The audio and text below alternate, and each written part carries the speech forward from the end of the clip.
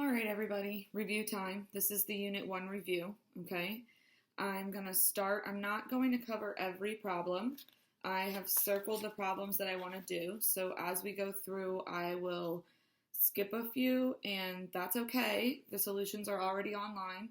If you have any trouble with the problems that I'm skipping, please send me messages, okay? It doesn't mean that I don't think you should practice them. It means that they may be repetitions of other questions, and there's better, more robust questions somewhere else in the review. Okay? So I'm going to start right here at the top of the review. I'm on page 23, and I'm using number 1 as my first question. Okay? I'm going to read out loud just so we're clear, and I want us to identify the W's. So pay attention to this information as you read through. Researchers are interested in whether or not administering a motivational interview prior to starting an exercise program affects the completion rate. 120 participants from a center in Des Moines, Iowa were randomly divided into 2 groups. The intervention group received a motivational interview, and control group participated in a short class on an unrelated topic. Researchers reported the following: participant ID, group assignment, age, gender, height, weight, and completion status for each participant. Okay, so who were the people or subjects, right? They don't have to be people, excuse me, but the who is the subjects that we are actually measuring. So when we go back, it says they reported the following, right? This is what we measured. And what is that information? That's on the 125 participants, okay? Excuse me, 120 participants in the exercise program. So right here. Okay, and what is our list of variables? And it's kind of nice. They've done that down here. So I'm going to abbreviate a few of them. We've got ID number, right? Then we've got group. And then down here on the next line, age, gender, height, weight, and completion. Okay, and the question here is when, and I noted no place in this paragraph where I'm told any information about when this took place, so that is unknown. Where, it is told where this takes place. It takes place in Des Moines, Iowa. Okay, why? It says that they want to know, right, whether or not the interview is going to affect the completion rate. And that's the very first thing that says they're interested in. So we would say, does interview affect completion, right? That's why they're trying to answer this question, okay? And then how, it just says that they reported the following, right? So it actually is not quite clear how they did this. So I'm fine with us doing unknown with that, okay? Now, for the variables above, it says indicate whether it should be treated as categorical or quantitative. If it's quantitative, give units. So we're going to do the typical. One list for each, and we're going to go through this list here, okay? So ID number is actually categorical. Group, they go up here and they tell me numbers, but each one stands for a name. So that is also categorical. So I'm going to cross them out as we go. Age, that's quantitative, measured in years. Gender, that's categorical. Height, quantitative. Most likely this is Iowa, so we'll say feet. Weight, also quantitative. Probably pounds if we're in Iowa. And then completion status is also a list of choices or categories. Okay, so this is a very typical question for Unit 1. I would anticipate some of this idea of quantitative or categorical to be on that exam. Okay, so this is a great question to practice, anything from the packet, as well as that take-home quiz that covered Chapter 1. I will be skipping number 2, so we're going to move to the next page. Okay, now I'm on page 24, and I am working on number 3. I'm actually going to do numbers 3 and 4 here, all right? So all of this page will be completed by the time we're done. Now, if we look at this, this is a contingency table. It's 2 variables. We asked what someone's gender was, and then we asked what their binge drinking status was, okay? So this is a bunch of percentage questions. So we've got to focus on the language very carefully. But look what they did so nicely here is already include our totals. So we don't have to do any marginal addition. These are our margins right here, okay? So I'm going to read through these sentences carefully. It says, what percentage of the students were binge drinkers? So just so we go back to our original, the denominator then has to be the total. And these have to be people who said, yes, they do binge drink. So I'm going to call them binge drinkers like this, okay? I'm going to try to keep this paper straight. Sorry. That would be the total, 10,904, right? And then the number of people who said they binge drink, that's in the margin. That's all students who said yes to that question. And then I believe in your ability to convert that into a percentage. So we're going to move on. What percentage of the male students were binge drinkers? So these have to be males first, because it says of the male students. So they are still male in the numerator, and they're also, and binge drinkers. So my numerator, let's start with the denominators, all the males. So 3,925. But now I'm focused on males who are also binge drinkers, and that's this 1,908. And then again, I fully believe in your ability to convert that number into a percentage, okay? So let's keep going. What percentage of the students were male binge drinkers? So then it says to clarify, male and binge drinker. Oh, hi, buddy. One of my dogs wants to say hi to all of us. So that's what percentage of the students, which means the denominator is a total, all of the students. And then we want the ones that were male and binge drinkers. So actually this is really similar. The numerator is still 1908, but the denominator is 10,904. All people surveyed, because it says of the students. And then we talk about what they were or had in common, okay? Hello, Dexter. This is my dog greeting me while I give these notes, giving me kisses, okay? What percentage of the students who were not binge drinkers were female, okay? So careful with the language. What percentage of the students who were not binge drinkers? So they were not binge drinkers. So they already can't be binge drinkers. And now we also want to know if they identified as female when they were questioned. So all the non-binge drinkers is 6,142. And those who said they were female is 4,125.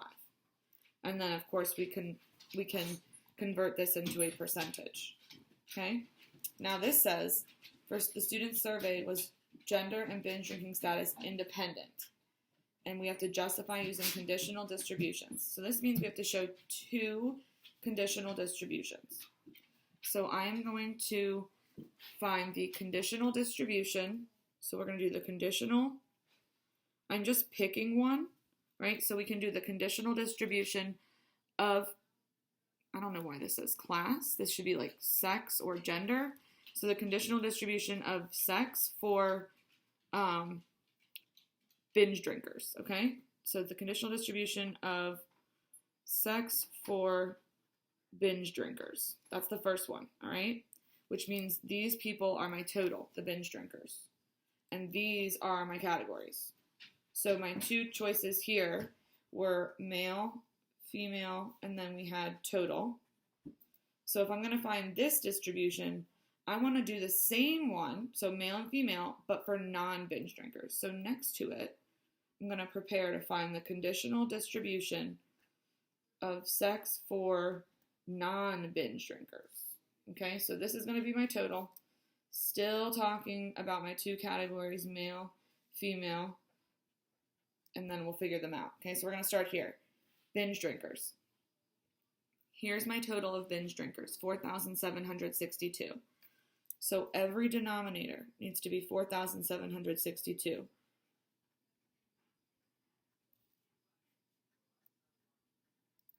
And then for binge drinkers, I can go up into the column and say, well, the number of males was 1908 and the number of females was 2854, which we then added together to get 4762. And then we can find those percentages. So 1908 divided by 4762. So I'm going to round that to 40, which means this should come out to 60, which it does when you round it, okay? So this is 100. So if they are independent, right, then these percentages would match.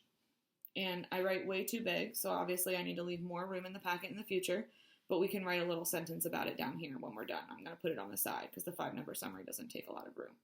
So we're going to do the same thing here, but we have to do conditional distribution of sex, so male, female, but now it's the other group. So I have to take the other column, which means my total now is 6,142, 6,142, 6142. But then my male non-binge drinkers was 2,017, and the females were 4,125. And we're going to find percentages of those. Oops, I did that wrong. So we're going to do, we'll call this 33%. Okay, so we should get, I'm not having luck with the calculator. So this should be 67%, okay? And this will be 100% because that's 6142 over 6142. Okay, and then we compare the percentages in each of the categories. We look at the males, respectively, and the females, and we see that the conditional distributions of sex are not the same. So they are not independent.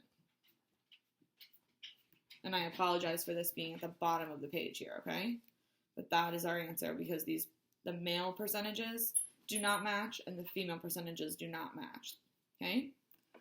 So I do want to do number 4, which means that we all need to go into our calculators and put in this data because the first question we're being asked for is the 5-number summary. So you're going to have to listen to me type this in since I'm not going to pause the video just for this, okay?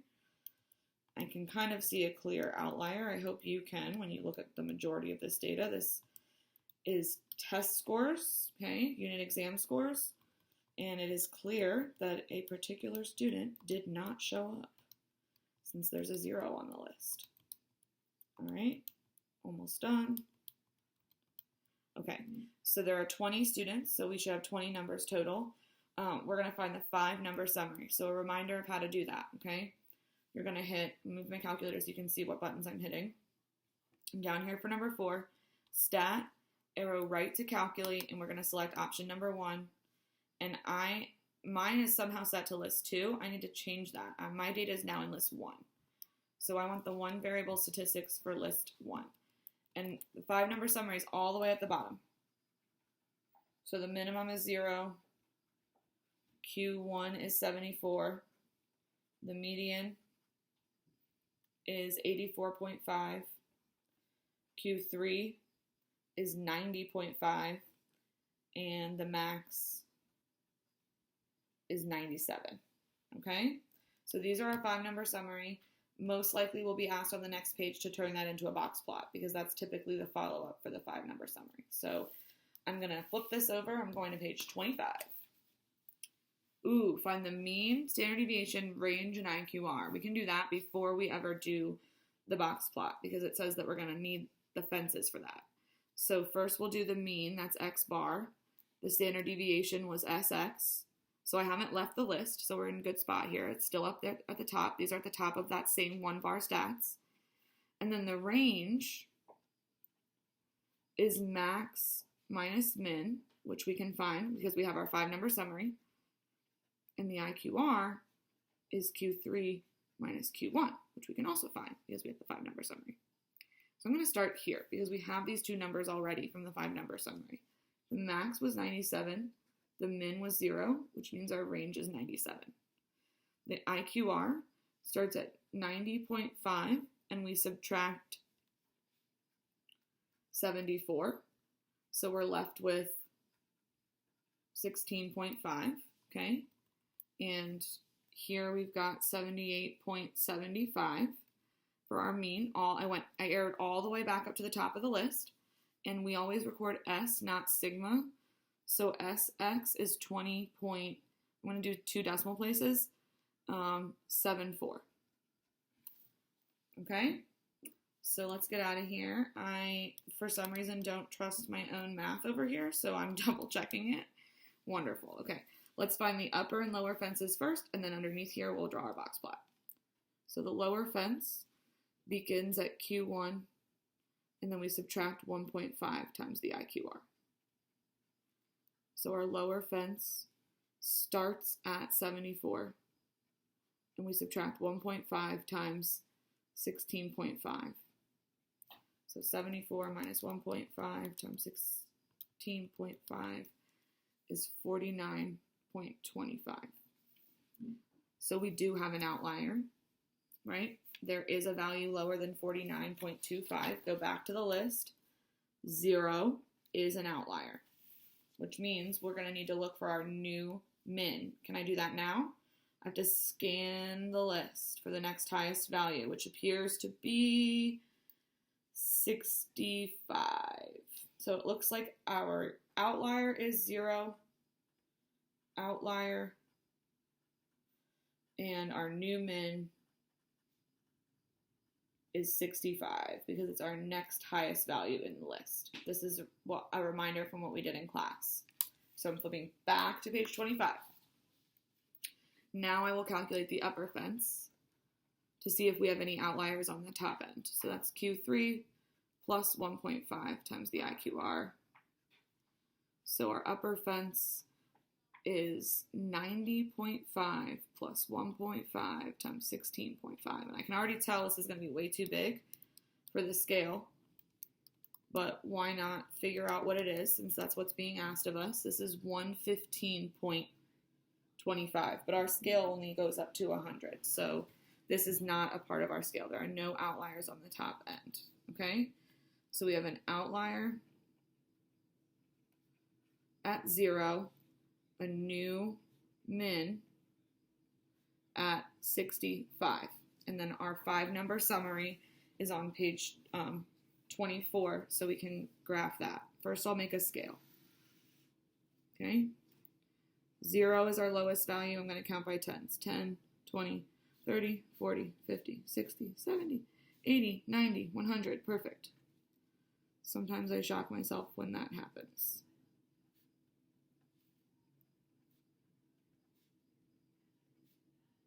Okay, I'm going to graph the lower fence. The upper fence is not in the scale, but the lower fence is. And the person who never showed up is all the way down here as an outlier. My new min is the start of my box plot at 65. Then I graph my Q1, which is at 74. Okay, my median, which I have to flip back over to remember, it's 84.5. So I'm going to go back over here, somewhere here. My Q3 is 90.5, so that's right here. And my max is at 97. So I'm going to connect the box. So this is my new min, Q1, the median, I'm sorry, I keep turning the paper, Q3, and the max. And this guy out here, that's the outlier, okay? So it says, what would be the most appropriate measure of center and spread for this distribution and why? Okay, so let's describe it first, okay? This is skewed left with an outlier on the left, okay? I have no idea how many modes it has because this is a box plot, so I can't tell. But if I look at this, I can tell what's the appropriate measure of center because it is skewed. Okay? So we choose the median for center and IQR for spread because they are unaffected by the skew. Okay? They are not pulled in the direction of the skew. All right? Okay. I'm also going to do question number 5. So I'm going to complete these 2 pages back to back. So number 5 on page 25, it says one of the authors collected his running time in minutes. So he ran 4 miles on various courses during a 10-year period, and he recorded all of his running times. Describe the histogram shape. Be sure to mention modality, symmetry, and unusual features.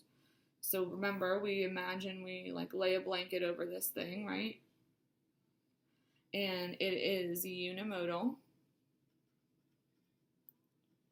It has a higher peak on the left than on the right, so it's skewed right. And in a histogram, gaps are unusual features, and it has 1 gap at what looks like 33.5 minutes. It says, based on the shape, would you expect the mean or median to be higher? Not better, but larger. Okay? So remember that the mean follows the skew. So the mean is larger because it is pulled right by the skew. Okay? Then it says, what would be the most appropriate measure of center and spread? And this goes back up to part D above. The median is appropriate, which goes along with the IQR, because the data is skewed right. Okay? And then it says, this is a tricky one because this chart is not easy to read, but it says approximately, so we're going to do our best. Approximately how many times did the author run 4 miles in 33 minutes or more? So that's here. And we're supposed to kind of use this as an estimate.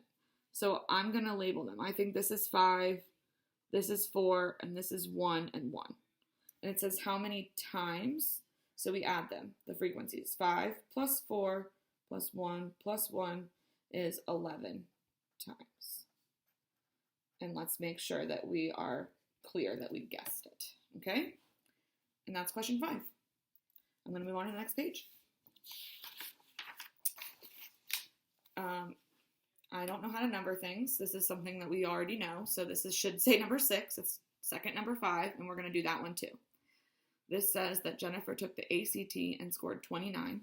She took the SAT and scored 1350. That's out of 1600. Okay, that's just the 2 parts, not 3. ACT scores have a mean of 21 and a standard deviation of 4.7. SAT scores have a mean of 1026 and a standard deviation of 209. On which did she perform relatively better? Okay, so we're going to find 1 Z-score for the ACT and 1 Z-score for the SAT. So we're going to do X, X bar, and S, X, X bar, and S, because these are 2 different means, and we're trying to compare them. So she got a 29, but ACTs have a mean of 21 and a standard deviation of 4.7. And on the SAT, she got a 1350. The mean was 1026, and the standard deviation was 209. So we want to set this up as Z for the ACT is 29 minus 21 all over 4.7. Do not forget the parentheses. And Z for the SAT is 1350 minus 1026 all over 209. And I'm going to do this at the same time in the calculator. So 29 minus 21. Okay, so this is, I'm going to do 1 decimal place just because I don't have a lot of room and I write really big. So that's 1.7.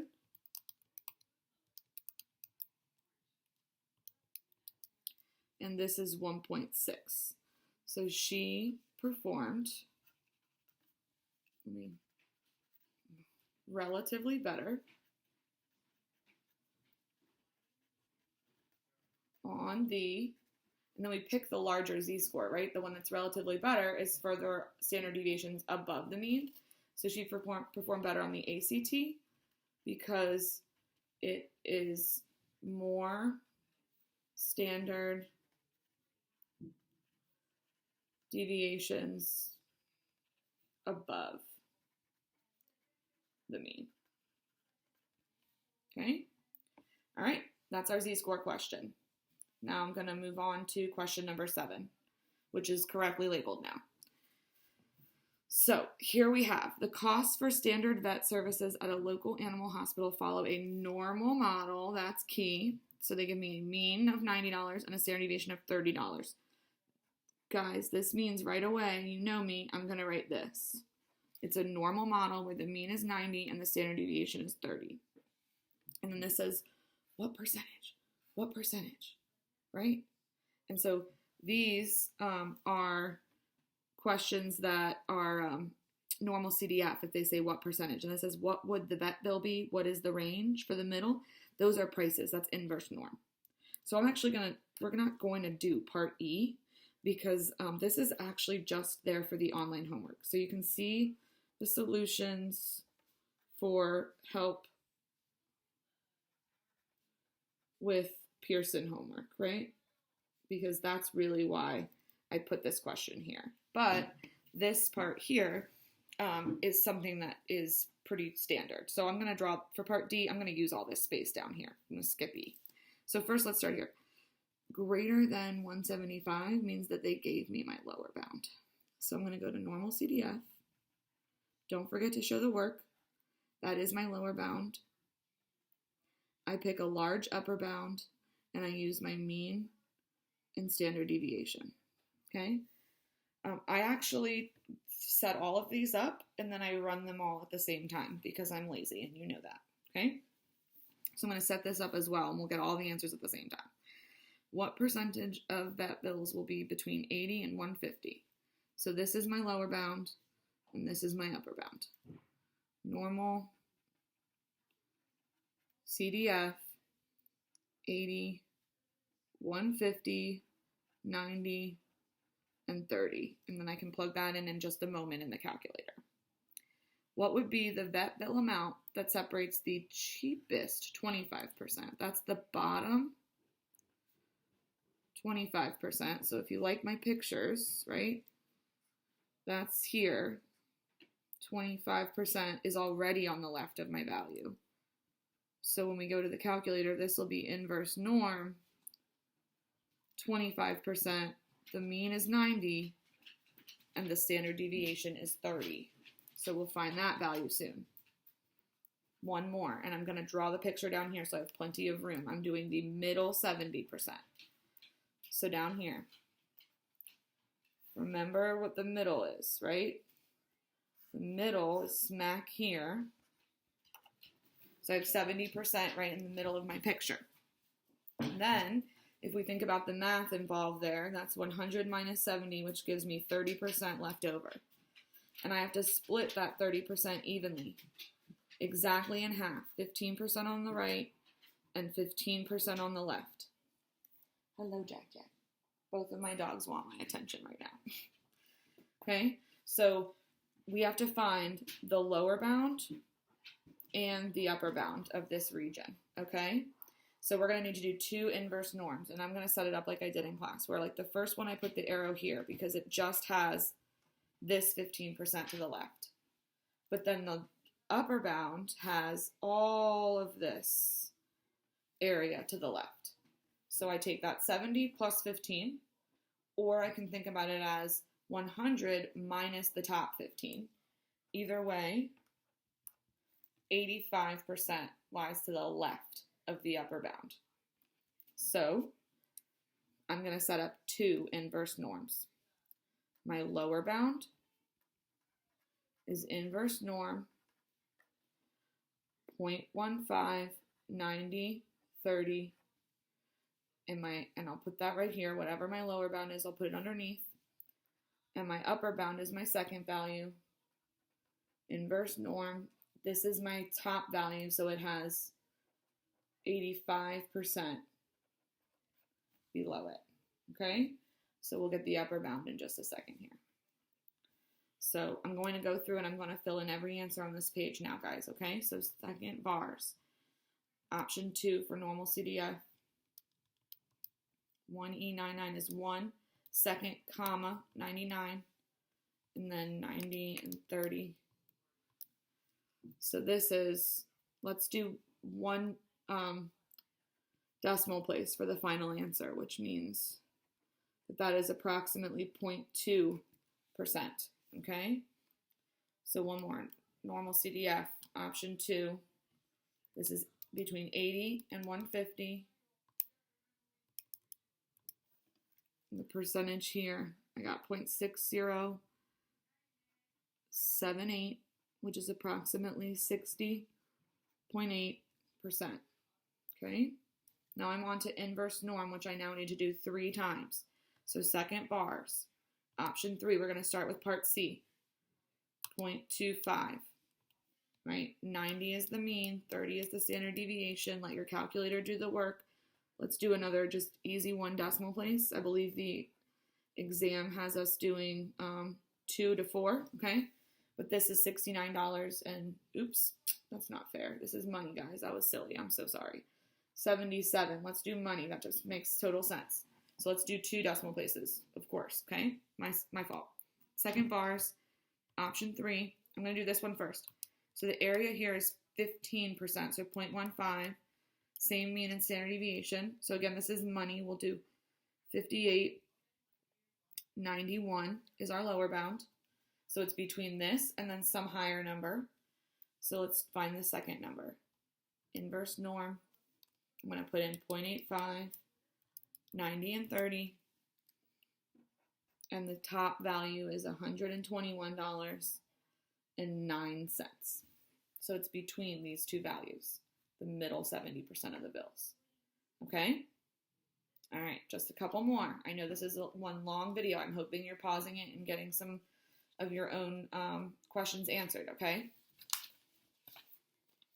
So I'm going to skip this page, but before I skip this page, I want to alert you to a couple things. Number 1 is that this is page 27.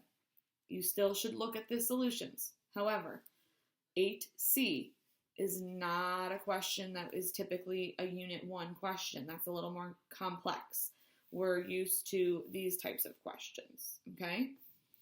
These are just descriptions of these scatter plots, so just take a look at my solutions and verify that you would have described them the same way.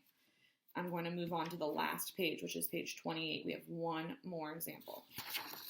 It's a long one. It's an example that covers chapters 6 and 7, okay? So it's a linear regression example. Now, the first thing we want to do is go up here and look at our data set and make sure that they're in the proper order.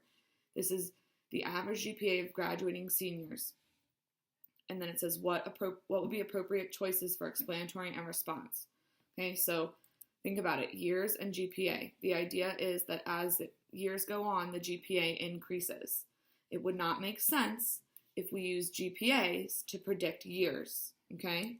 So GPA cannot predict years or time. So the explanatory has to be years since 1970, and the response variable has to be the GPA. Okay? It says create and describe a scatter plot in terms of forms, direction, and strength. Is a linear model appropriate? Okay, so we are going to go ahead and put this data into the calculator. So I'm going to put year since 1970 into list 1 and GPA into list 2. So I'm going to clear my list of my data from my previous example, and I'm going to just take a moment here to enter this data right into my calculator.